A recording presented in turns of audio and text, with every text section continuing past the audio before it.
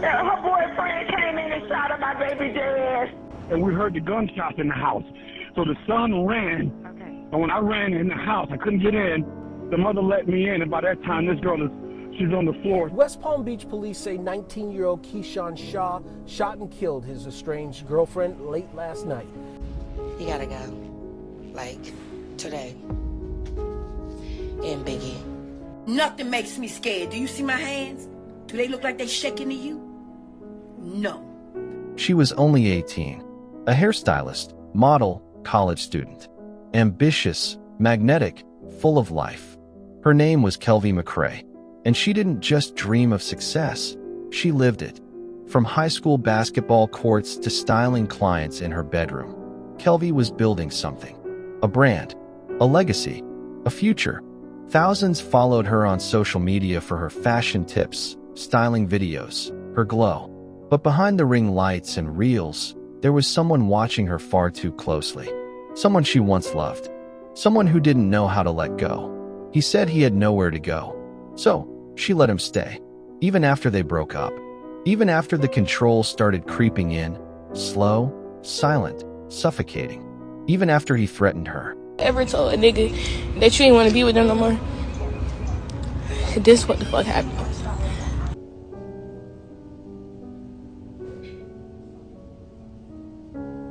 On March 5th, she went to the police. Told them everything. The threats, the gun, the strangulation, the smashed windshield. They filed the report, issued a warrant, tried to chase him, and then they let him go. Less than 24 hours later, Kelvi sat at her dinner table, FaceTiming her friends, laughing, relaxed. She had no idea he was on his way back. What happened next would play out in real time, on the phones of 3 helpless friends. One moment she's talking about weekend plans. The next, she's staring straight at the man she feared. And then, her life ended. Kelvi McCrae did everything right. She ended the relationship. She filed the report. She asked for help. So why? Wasn't that enough to save her?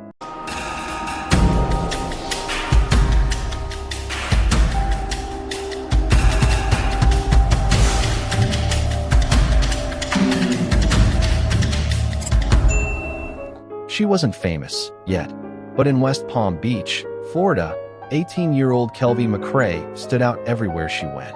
She had that kind of energy, the kind that turned heads without trying. Whether it was a classroom, a basketball court, or a hair salon chair, she turned into her personal runway. Kelvi made spaces feel brighter, warmer, more alive. Her friends didn't just love her, they believed in her. And that's because Kelvi believed in herself first. By the time she graduated from Inlet Grove High School, Kelvi had already stacked more accomplishments than some people twice her age. She played basketball and ran track, earning respect not just for her hustle, but for her heart. Teachers described her as driven. Friends said she was loyal, and anyone who sat in her chair for a silk press or a sew-in would tell you, this girl had hands. Cosmetology wasn't a fallback plan. It was her passion. While most teenagers were still deciding what they wanted to be, Kelvi was already deep into building her brand. She enrolled in cosmetology school, started collecting her own clients, and began transforming her social media into a portfolio of hair transformations, styling tips, and candid moments that made her relatable. And the best part? She did it all without ever pretending to be someone she wasn't. There was nothing flashy about the early days of her business. No big signs, no storefront, no celebrity clients. Just her bedroom, a portable mirror, and a few ring lights. But Kelvi didn't need fancy. She had vision. She had hustle. She had intention. And anyone who booked an appointment with her didn't just walk out with a new look. They walked out feeling like a better version of themselves. But if there was one person who saw her magic before the rest of the world ever caught on, it was her dad. Their bond wasn't soft or sentimental. It was practical, rooted in laughter, real talk, and shared goals. He was the one she called after her first paid styling gig. The one who'd open her Amazon packages because he was just as excited about a new pair of shears or a mannequin head as she was. He didn't just support her, he collaborated. He gave her game, strategy, encouragement, and more than anything, he gave her time. They were often seen joking around in the kitchen, sharing food, teasing each other over dumb things. But beneath the humor was a deeper language. A language of mutual pride. Yeah. We go down no matter what. Please say it. You should set you up. Yeah. Kelvi wasn't the kind of daughter who hid behind her parents' expectations. She was the kind of daughter who brought ideas to the table. And he wasn't just proud of her for going after her dreams. He respected how she carried herself while doing it. She called herself Kel the brand. And she meant it. She wasn't just styling clients. She was building a movement. One braid, one press, one confident smile at a time. Every appointment was personal. Every post was curated. Every success, earned. And all of it, every goal she reached, every moment she celebrated, it all happened inside the same house. The same house where she helped her cousins with homework. Where she ironed outfits on the floor before early client shoots. Where she FaceTimed her friends late at night to talk about business ideas. The same house where she was safe, loved, in control, or at least that's what she thought. But the truth is, while Kelvi was pressing hair and sketching logos at her bedroom desk, she was also keeping the peace with someone who'd already started to unravel. A boy she once trusted. A boy who wasn't supposed to still be living there. A boy she broke up with, but couldn't seem to get out of the house. And the same four walls that had watched her build her dreams, they were about to become the last place she ever felt safe. They started out like any young couple you'd see at a high school dance, smiling through selfies, sharing inside jokes, showing up to prom dressed like they had it all figured out. Kelvi McCrae and Sh0t met young. And for a while, it really was that simple. A boy, a girl, and a connection that felt easy. Sh0t was part of her circle before they ever became official. He was the guy who popped up at community events, who knew her friends, who laughed at the same TikToks. And when they finally did get together, it made sense to the people around them. She was building something, and he seemed to admire that. There were Instagram posts of them together, casual shots, smiling in parking lots, matching energy. It was nothing flashy, but it was public. He was proud to be with her. She let him in. And in the beginning, there were no warning signs. If anything, people thought they were a solid match, two teenagers figuring life out side by side. When prom came around, they made it a moment. The dresses, the tux, the coordinated colors. It looked like the kind of love story people root for. Young, bright, full of potential. But behind the smiles, things weren't always smooth. Their relationship was on again, off again. Heated arguments would spill into long silences. Then he'd come back with apologies, and she'd give him another chance. It became a cycle. Friends would ask if she was okay. She'd shrug it off. Maybe she thought love just looked messy sometimes. Or maybe she didn't want to talk about it yet. What complicated everything even more was when he moved in. Sh0t had nowhere to go. No steady home, he said. No fallback plan. And Kelvi, being who she was, soft-hearted, loyal, maybe too forgiving, let him stay. Not just for a weekend. Not for a few days. He moved in. Her family didn't push back. They knew him. He wasn't a stranger. And at the time, it didn't seem dangerous. Just inconvenient. Kelvi was trying to build her future, and now she had someone sleeping under the same roof who wasn't part of the plan. And still, despite the tension, despite the off moments, she said yes. At some point during all of it, Sh0t proposed. The moment came in a public surprise. He asked, and Kelvi said yes. Whether it was love or pressure, no one knows for sure. Maybe she wanted to believe the best in him. Maybe she thought that things would finally settle if she gave him a little hope. Or maybe she just didn't want to set him off. Either way, she accepted the ring. But a proposal doesn't fix what's already cracked. The longer Sh0t stayed in the house, the more fragile the dynamic became. It wasn't just the late-night arguments or the icy silences. It was the way he hovered, the way he questioned her posts, the way he wanted to know who she was with, where she was going, and why. Her friends noticed the shift. She posted less, smiled less, didn't talk about him as much. And Kelvi didn't ask for help. Not yet. Not out loud. She tried to make it work, to keep peace in her space, to push forward with her styling clients while sharing a roof with someone who was slowly becoming unpredictable. She thought she could manage it. But things were already moving in a direction no one could pull back from. By the time winter rolled around, Kelvi was done pretending. The relationship that once brought her comfort had become a storm she couldn't calm anymore. The laughter was gone. The closeness had soured into something heavy. Conversations turned into arguments. Peace turned into pressure. And Sh0t, he wasn't letting go. From the outside, it still looked quiet. No public blow-ups. No visible bruises. But inside that house, the one Kelvi worked so hard to turn into her creative zone, her studio, her safe space, everything was unraveling. She had tried. Really, she had. When things first started slipping, she didn't run. She gave him time, gave him grace. She wanted to believe he just needed stability, support, a chance to get back on his feet. But every time she pulled back, he pushed in further. He wanted to know who she was texting, where she was going, why her photos looked too friendly. When a male client complimented her work in the comments, Sh0t would be in her DMs 5 minutes later, asking questions she was tired of answering. He didn't yell. He didn't break things, yet. He just lingered, always in her space, watching, tracking, silently calculating his next move. He'd show up where he wasn't invited, sit in the room while she did hair, offering awkward silence or unsolicited opinions. He stopped working on himself, stopped trying to move out, and started treating her time, her business, like it belonged to him. Kelvi would vent to friends, but she kept most of it vague. She wasn't the type to overshare. She'd just say, "He's still here," or "He's doing too much." Nobody knew how far it had gone. Not really. And when she finally made the decision to end it, it wasn't dramatic. There was no fight, no yelling, just a boundary she drew with a quiet line. It's over. He didn't move out. He didn't accept it. He stayed. That's what made it so hard. Most people assume when a relationship ends, there's distance. But Kelvi's breakup didn't create space. It created pressure.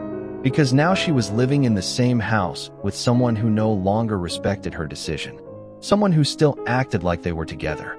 Someone who thought a yes to a proposal meant she couldn't ever say no again. And Sh0t didn't just linger. He adapted. He'd go quiet for hours, then suddenly start love-bombing her again.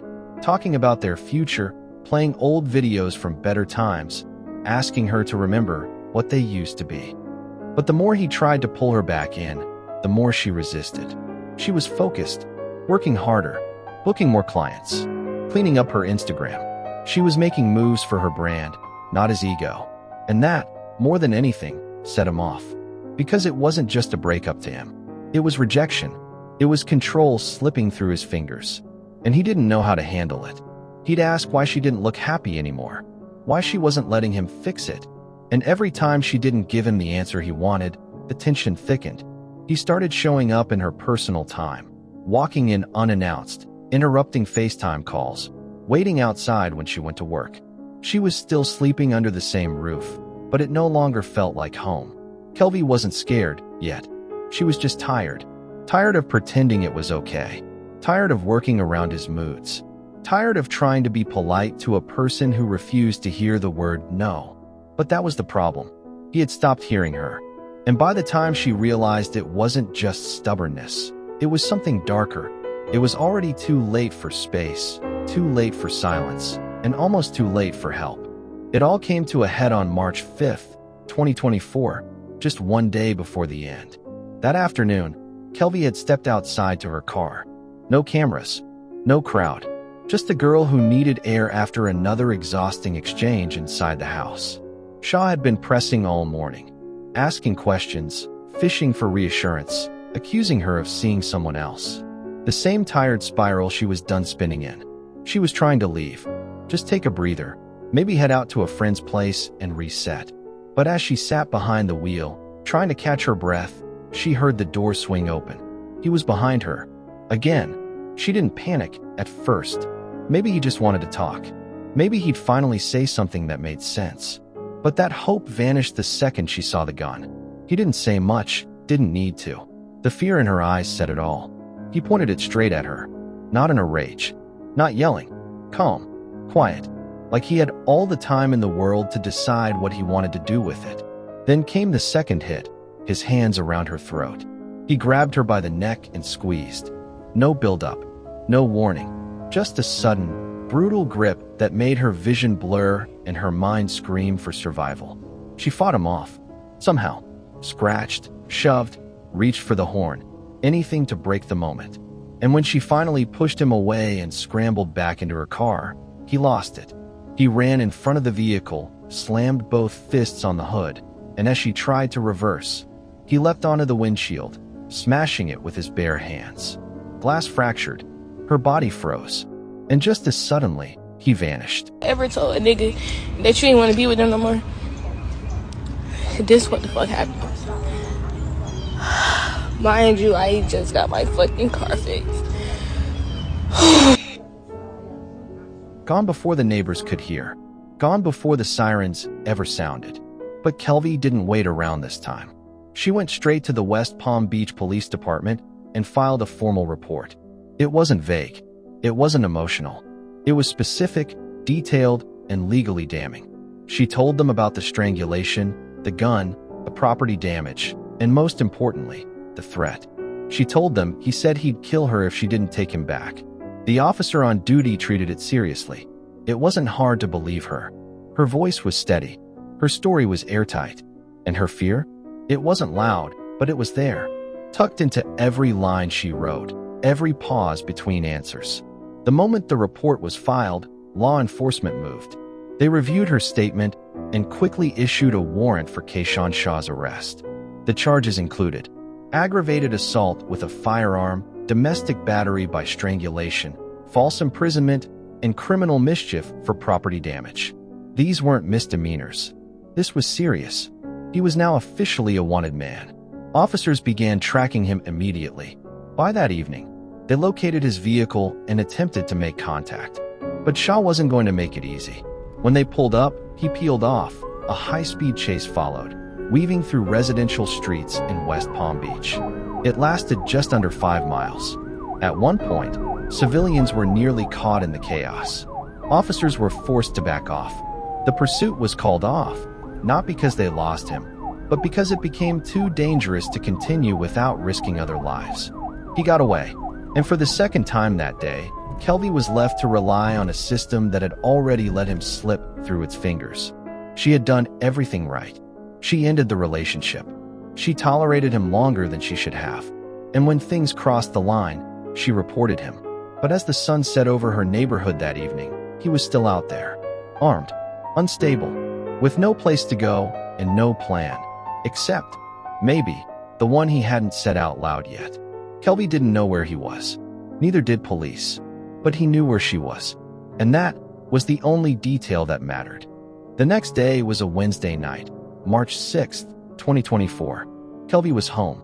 Tired, maybe, but finally breathing. She'd styled a few clients earlier, eaten late, and now she was settling into something normal, FaceTiming 3 close friends, talking about upcoming projects, laughing about nothing. They'd been on the call for a while, just catching up. Kelvi sat at the dining table, phone propped in front of her, dinner beside her. The call wasn't heavy, just light chatter. One friend was cracking jokes.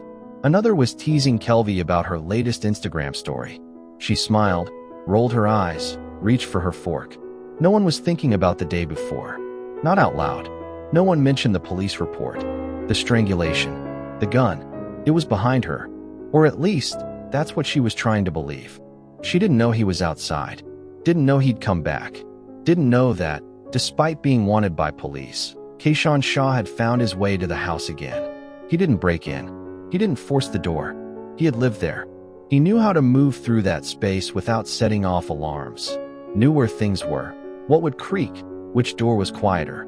On the other end of the call, Kelvi's friends could see her screen, could see the soft light in her dining room, her plate of food, the gentle way she kept laughing in between bites. And then, they saw something behind her. It was a blur at first. A shadow. A shape. Kelvi didn't notice at first. She was focused on what someone was saying, half laughing, shaking her head, until the moment her expression changed. She turned, just slightly, and then froze. The silence on the call hit like a slap. One friend said, "Who's that?" Another whispered, "Is that No one finished the sentence. On their screens, they saw her eyes widen, her breath catch, and then, all at once, the moment exploded. Sh0t stepped fully into the frame, armed, and opened fire. The call captured everything. The sound, the flashes, the screams. Not just Kelvi's, her friends. Screaming into phones they couldn't use fast enough. Pleading, crying, watching helplessly as their friend, the girl they just laughed with, collapsed out of frame. The Facetime didn't cut out. It stayed connected. The image jittered. Audio spiked. Then silence. And still, the screen stayed on. The house, now quiet except for the distant, rising chaos of someone's voice yelling her name. Her mother was home. She wasn't in the same room. But she heard the shots, sharp, close, unmistakable. She ran. Found Kelvi on the floor. Sh0t too. He had turned the gun on himself. Tried to take his own life. But he was still breathing. Kelvi wasn't. Her mother called 911. Her voice was frantic, barely coherent. Meanwhile, the friends on Facetime hadn't hung up. They couldn't. Some of them tried to call emergency services themselves. One called Kelvi's cousin. Another froze completely, still staring at the screen, hoping, somehow, she'd move again. Her boyfriend came in and shot at my baby dead. It's a frantic call for help from a mother. This is what the scene looked like Wednesday night. And we heard the gunshots in the house. So the son ran. So when I ran in the house, I couldn't get in. The mother let me in, and by that time, this girl she's on the floor. First responders arrived fast. Within minutes, the block was crawling with flashing lights. Paramedics rushed in. Kelvi and Sh0t were both still alive, but just barely. They were transported to St. Mary's Medical Center. Critical. The house, the same house where she'd curled hair, filmed videos, written plans, was now a crime scene. Evidence markers on the dining floor. Blood on the tile. The food she'd barely touched still sitting beside her. Officers started taping off the scene. Neighbors stood outside in shock. One had heard the commotion and tried to get inside before the paramedics arrived, but it was already too late to change anything. News of what happened spread quickly, and within hours, screenshots of Kelvi's last Facetime moments had already made their way through group chats, timelines, DMs. People didn't want to believe it. Some refused to, because just the day before, she'd done everything right. She reported him. She told the police. She asked for help. But by the time they responded again, she was already on her way to the hospital. Inside the emergency room, trauma teams worked around the clock. For Kelvi, there wasn't much time. Despite everything, the police report, the Facetime witnesses, her mother's desperate call, Kelvi McCrae was pronounced dead just over 30 minutes after arriving at the hospital. At just 18 years old, doctors did everything they could, but the damage was too severe. Less than an hour later, law enforcement confirmed what they already suspected. Kayshawn Sh0t would be charged with first-degree murder if he survived. He didn't appear in court the next morning. He couldn't.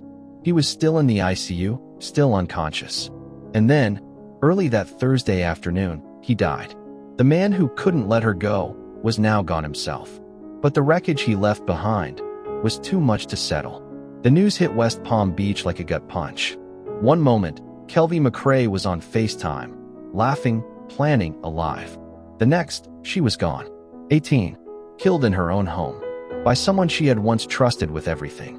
And this time, it wasn't just a name on a news ticker. People knew her. She wasn't some distant victim in a far-off headline. She had done hair for girls in the neighborhood. She walked those streets. She styled prom looks. She smiled in Instagram reels. She was one of them. And now she was gone. In the days that followed, the grief turned into motion. Vigils were held. Balloons released. Prayers spoken over candlelight. The Riviera Beach Municipal Beach Park became a sea of purple and pink, her favorite colors. People who knew her and people who didn't came to stand in silence, to remember, to process. Her family didn't just show up. They stood tall. Her mother, still reeling from the trauma of seeing her daughter on the floor, spoke through tears. I hear the shots every day. I see her on the floor every day. Her uncle, Ricky Aiken, stood at her side and addressed the crowd with clarity and calm. The tragedy isn't just that she died, he said. The tragedy is how she died, and how young she was. There was no vengeance in his voice, no rage, just heartbreak and resolve. He talked about Kelvi's dreams, how hard she worked, how far she was going, and how this could have been anybody's daughter, anybody's niece, anybody's friend. I wrote in my journal last night that, the tragedy isn't that she died. We all must go the way that Kelvi went. The tragedy is probably in how she died and how old she was when she died. The beach that night became a place of mourning, but also a place of clarity. Young women began opening up, talking about their own experiences, with possessive partners, with threats they brushed off, with people who just didn't want to let go. Some of them had seen the signs in their own lives, but didn't know what they were looking at until now. Kelvi's story gave them language. Domestic violence advocates began pointing to her case as a turning point, a wake-up call for a generation that often hides pain behind filters and silence. Because on social media, Kelvi looked fine, beautiful, booked, busy, but danger doesn't always come in bruises. Sometimes it comes in subtle control, in isolation, in late-night accusations and emotional blackmail disguised as love. And the more people learned about what happened, the more they realized she did everything right. She filed a report. She told the truth. She gave details. She asked for help. And still, it wasn't enough. This wasn't just a tragedy. It was a systemic failure, a moment where the processes in place moved too slowly to matter. And now, people were angry, not just at the man who pulled the trigger, but at how many chances there were to prevent it. Local organizations started getting more calls. Hotlines rang more frequently. Girls came forward saying they didn't feel safe, but didn't think they'd be believed. Until now. But what lingered most wasn't just the vigils or the speeches.